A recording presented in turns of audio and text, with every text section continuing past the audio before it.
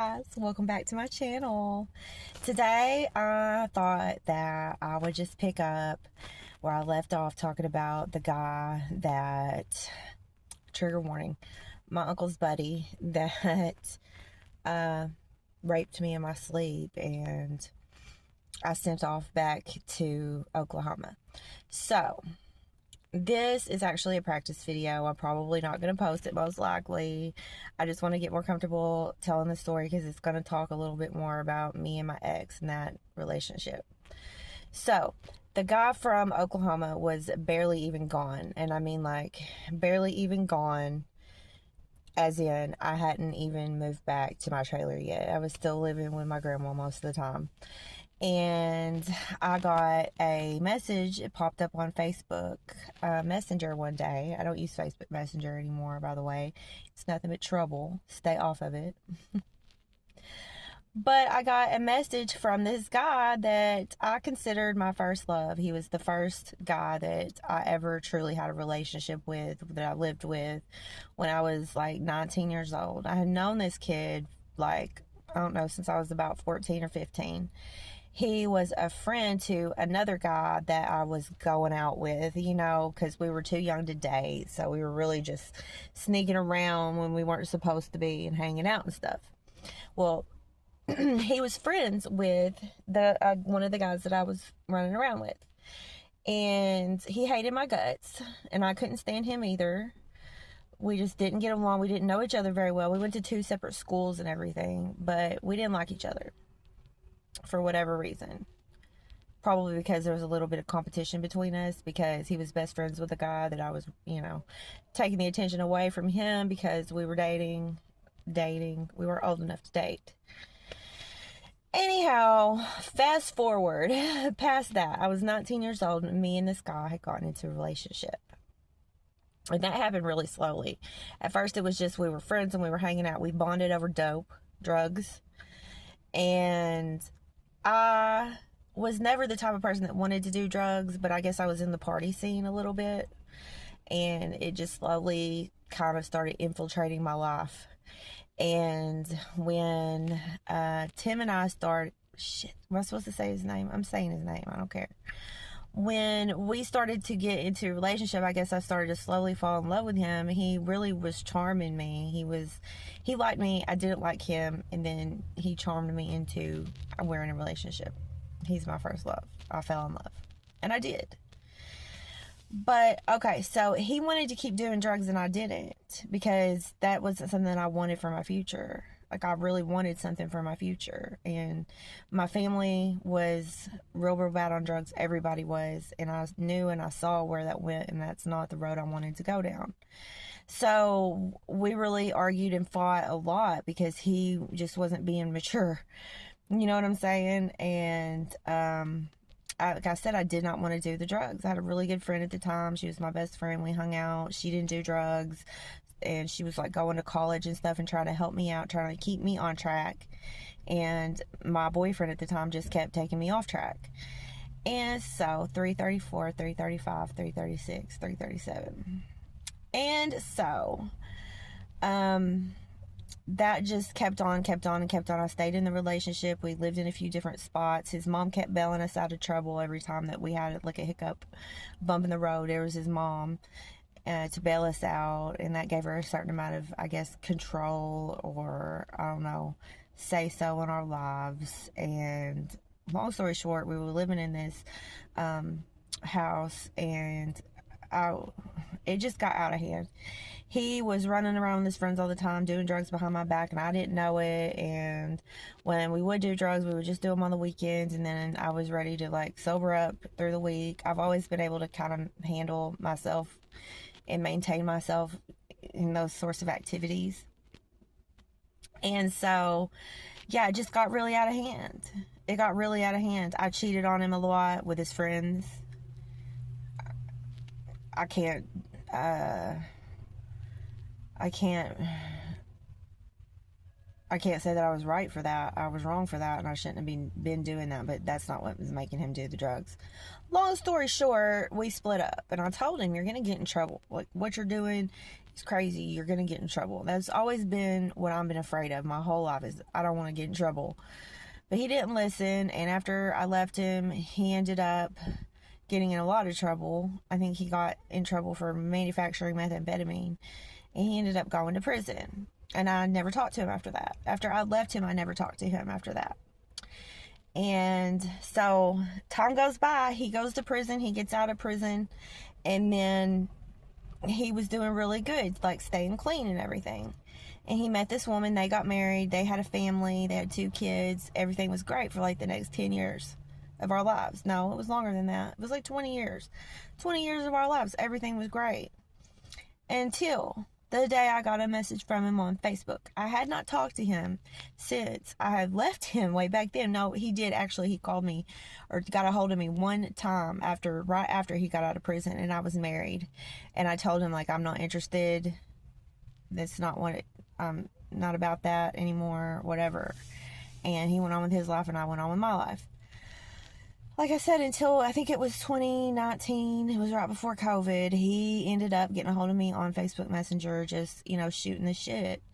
Just, how are you doing? How have you been? Blah, blah, blah, blah, blah.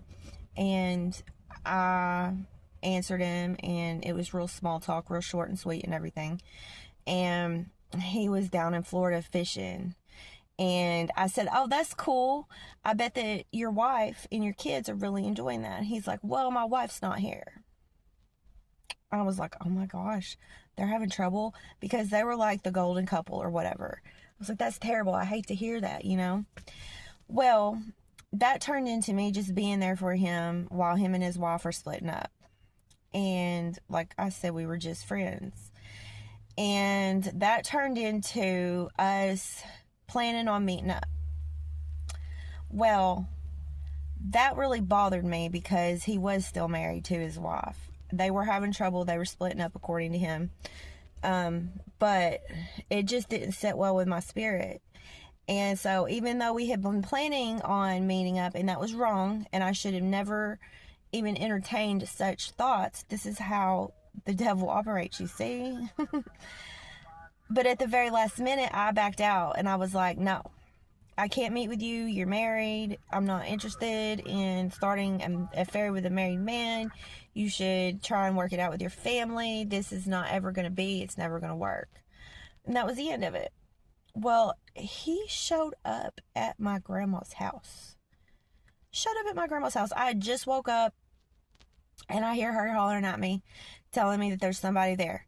I walk into the family room, and this dude is walking through the door, and I'm shocked. First of all, because I told him that we were not going to be meeting up. Second of all, how does he know where I live? He knew where I lived. And I asked him later on, or not I, but my grandparents. I asked him later on, how did you know? And he said that he had been there before, but I don't ever recall him having been there before. I may be wrong. But I know that I was not taking trips to my grandma's house back then. We didn't even live there back then. It was just a family property. So I don't know when he could have ever been there. I almost don't believe that, but that's neither here nor there. But there he was. And he charmed me from, that day forward, I guess. It was very intrusive. It was very like, you weren't invited. What are you doing here? I specifically told you not to come.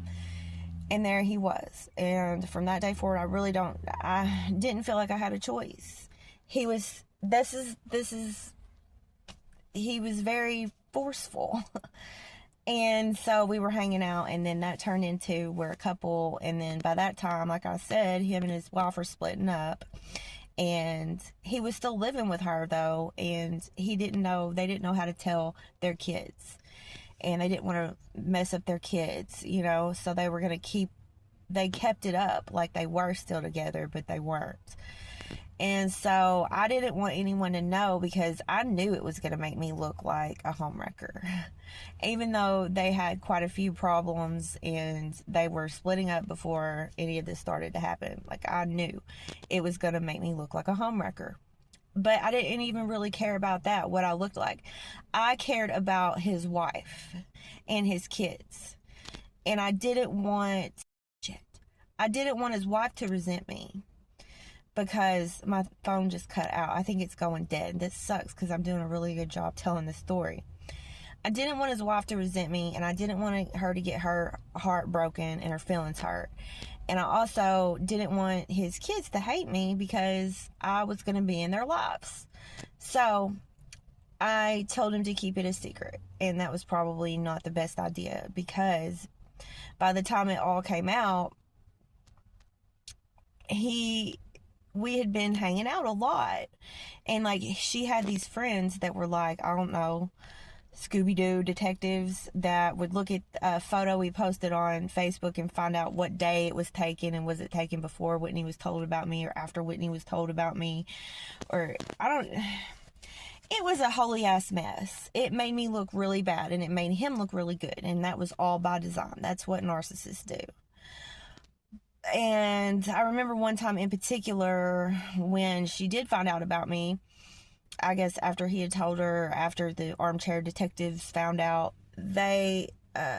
I told Tim, I was like, well, I would like to have a sit down with Whitney where we can talk, especially if I'm going to be around the kids, so that she feels more comfortable with me and everything. So I think I might just ask her to go out to Starbucks with me for a cup of coffee.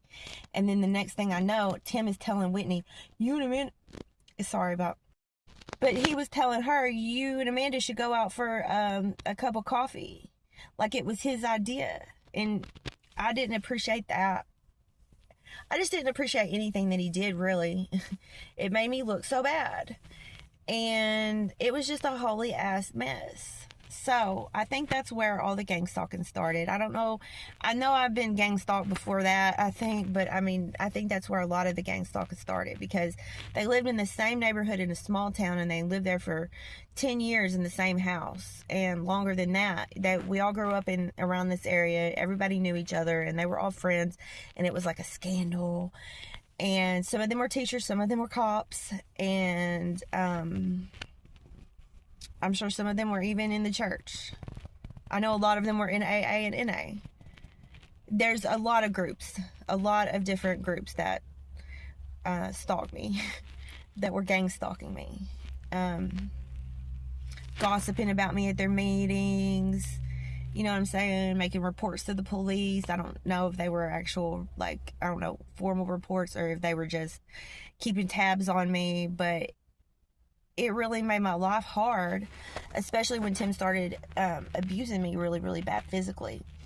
When he was just abusing me, like mentally and emotionally, it was pretty bad, but it was just me. But then when he started like doing the more physical stuff and the financial abuse, I think at that point he was recording it.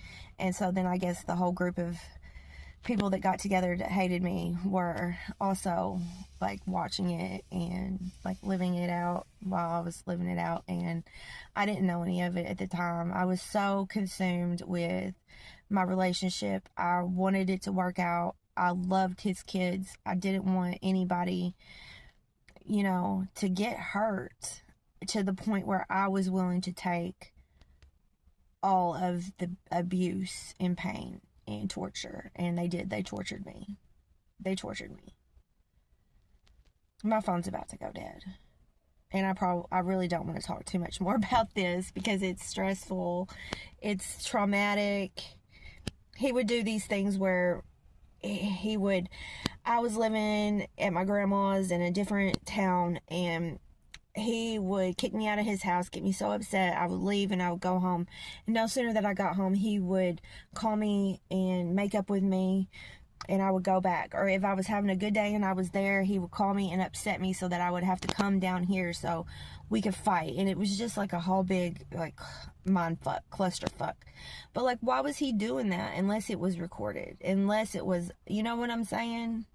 Unless it was meant to be that way.